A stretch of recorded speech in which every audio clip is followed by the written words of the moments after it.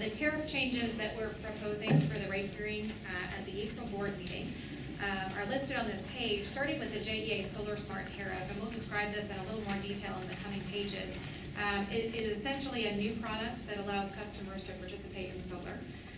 We are proposing administrative changes to the tariff. The first is to add a distributed generation application fee for solar installations that are 50 kilowatts and larger. Those are very large solar installations. They're 8 times larger than the average residential installation, and that fee is meant to recapture the significant amount of engineering time involved in the interconnection of a system that's that large to our system. We are proposing a modification to the Economic Development Program to allow companies that take advantage of the Economic Development Program to also participate in the Solar Smart Program. So if they want to locate here, take advantage of EDP, but also get their energy, or at least a portion of their energy from solar, they would be able to do that under that program. And we're proposing several streetlight changes, adding 2 decorative streetlight tariffs, 2 standard streetlight tariffs, and they're primarily related to the expansion of LED lighting in our service territory. The JEA Solar Smart Program that's proposed for consideration next month does allow customers for whom rooftop solar isn't a good option to participate in solar. What it essentially does is customers can elect up to 100% of their solar to come from this JEA Solar Smart Program. And it's a good alternative for those customers who, for example, live in multifamily housing complexes that don't have their own roof, or who have a lot of tree cover on their properties, for whom rooftop solar would not be a good option. But allows those customers to go green with JEA by purchasing those solar kilowatt hours. The size of the program is actually limited to the output that we receive from those utility scale solar installations. And would replace the fuel component of the customer's bill with the solar component at cost. So in other words, we'll charge our customers what it costs us to actually buy that solar energy. Solar rate programs are certainly not new in the utility space, and this is just a snapshot of some of the utilities around the country that offer a solar rate program that's optional to their customers, to allow customers to participate in solar through their utility. Here's a snapshot of what a bill would look like under the JEA Solar Smart Program. This is a typical customer at 1,000 kilowatt hours per month. And in this example, this customer has opted to receive 50% of their power from solar resources under the JEA Solar Smart Program. So as you see, if you look to the 4th line on this bill, the fuel charge is credited, half of the fuel charge is credited under the JEA Solar Smart bill. And it's replaced with the Solar Smart Program fee that's added for the 50% of power that's elected from solar. The net impact on a customer's bill is about $20 a month for this 50% of their power coming from solar at 1,000 kilowatt hours. Any questions on any of the tariff proposals before I change the page to go to net metering? Okay, the next section, it dives down into the net metering policy recommendations that are proposed for the board. And I'll emphasize these are policy changes. There's a reference to the net metering policy in the tariff, but changes to the policy itself require board action only, so that would be outside of the public hearing and for the April board meeting. The first page in this section describes an overview of net metering, and this page is one that is probably familiar to you at this point, so I'll go through it very quickly. Essentially, the net metering process takes energy from the sun, converts it to electricity through solar panels on a customer's roof. The first place that that electricity goes is self-supply. So it supplies the usage of that home, or the needs of that home in terms of electricity. To the extent the amount of electricity produced by those panels exceeds the home's needs at any point in time, that electricity is then put back on the JEA grid. That arrow, that's the upper arrow that's got the orange box around it, I'll note is the only portion of this whole diagram that has a policy change that's being considered associated with it. So we're really focusing on that one arrow, just that one piece of net metering for this discussion. If the solar panels are not producing enough for the homeowner's needs exceed what's produced by the solar panels because it's dark or for whatever reason, the homeowner would then take electricity from the grid. And we'll spend a little bit of time about that on that box when we talk about pricing electricity in the 21st century later on the agenda.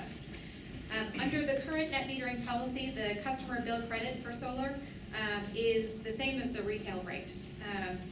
that the customer pays for utility consumption. It essentially treats the grid as a free battery that provides storage for solar to distributed generation customers.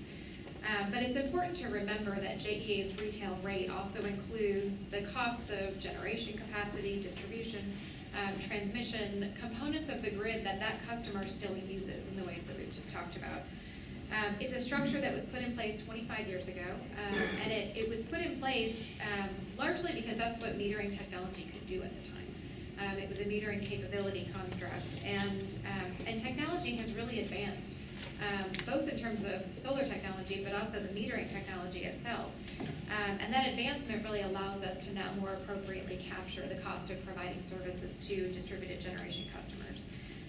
So the policy changes that we're going to talk about, or the recommendations we're going to talk about, are really recognizing the advancement in the solar industry, coupled with our need to align the credit for excess solar against newer market conditions for the product. And I'll skip that page because I think we've largely talked about it. This page will provide a summary of where we're starting in terms of net metering.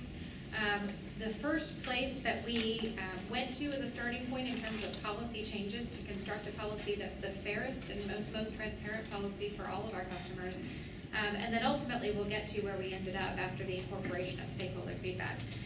Under today's structure, we pay a retail rate for solar energy that's put back on the grid. We're on the second line of this chart here. It's worth noting that 5 years ago, our retail rate was 2 cents higher than it is today. So it's a pretty significant decline in electricity rates. And the reason I point that out is in part because I don't miss an opportunity to point out rate decreases, but in part because to illustrate that the value that's being paid for solar really it isn't tied to solar value. It's tied to, in this case, the retail rate of the utility, and the retail rate for every utility across the country is different. So under net metering, which is a common construct, there's an assignment of value that's tied to retail rates, but they're all really different. It really has nothing to do with the solar itself. Our Tier 3 customers, which for shorthand here are labeled commercial, are being paid avoided costs today. So they're being paid significantly less for the same commodity that's being put back on the grid. And we do have a capacity limit under today's net metering policy of 10 megawatts. So as we thought about this construct and thought about the fairest way for us to approach modifying the policy recommendations for the benefit of our customers, where we started was what we think of as a traditional utility model, but it's really staying inside of the economic box of JEA and looking at the real dollar value of each of these components. So what we initially proposed was crediting all solar at avoided cost. And from a math and from an economics perspective, when we receive solar energy from a distributed generation customer, we're having to turn down another source of energy. And so by tying it to avoided cost, we're perfectly capturing the cost of what we're turning down when we're receiving that power from solar. We also proposed a demand charge, a fixed component of the bill to recognize the grid costs that distributed energy solar customers are incurring of anywhere between $16 and $38 a month. We had considered requiring inverters, which essentially gives the utility control over how much electricity is being put back on the grid so that we can control for power quality and reliability issues on the utility side. We did not propose expanding the capacity limit, and we looked at a relatively fast implementation at 60 days. Based on feedback that we got from stakeholders and based on many conversations with the community, this recommendation evolved into what we talked to the board about in February. And it evolved to some modifications to the starting point, and I'll come back in just a minute to why some of these boxes are yellow. What we proposed in February was that we recognize that we have leaders in our community that have made investments in rooftop solar. We've got just over 500 customers that have solar on their rooftops and made that investment decision under the net metering construct. So the proposal included grandfathering those customers under current net metering rules. We proposed paying a market rate for solar, both for the Tier 1 and 2 smaller installations and for the Tier 3 larger installations. Again, recognizing we're out there in the market contracting for solar now. We're putting PPAs in place. We know what the market price is of those PPAs, which includes all the attributes of solar.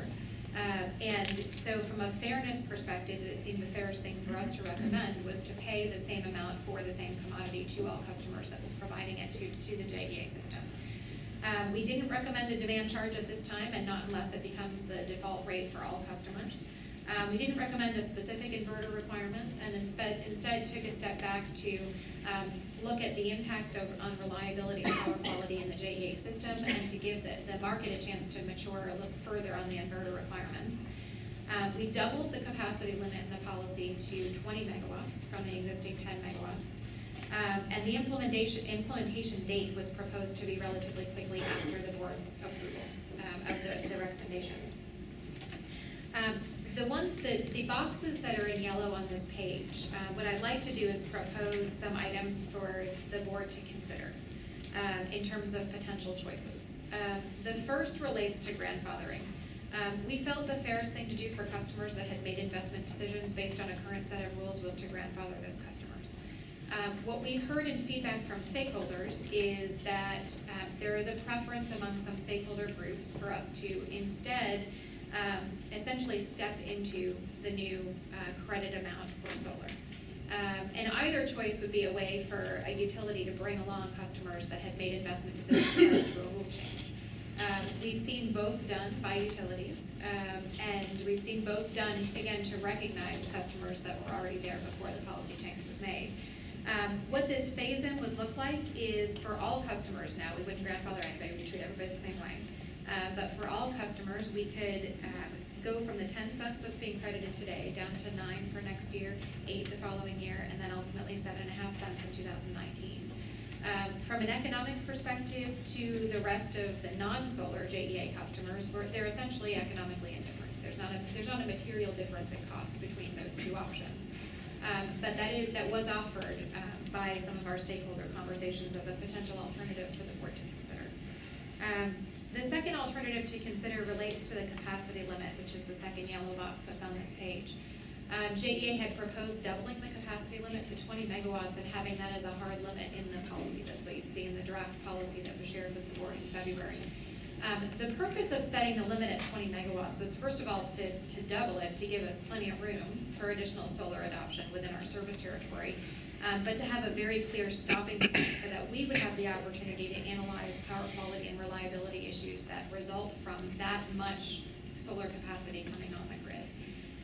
We got feedback from some of the stakeholders that we talked to that there wasn't a clear reason to limit it to 20 megawatts, and so one thing the board might consider is giving us instead a pause point in the language to do that power quality and reliability analysis, but then have another step in the process to come back to the board, and so perhaps make it not as firm a limit from a policy perspective.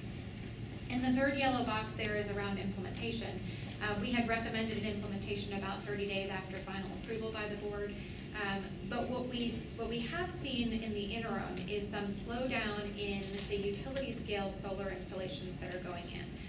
And this is all really a solar strategy. It's all a comprehensive program, and it all kind of works together.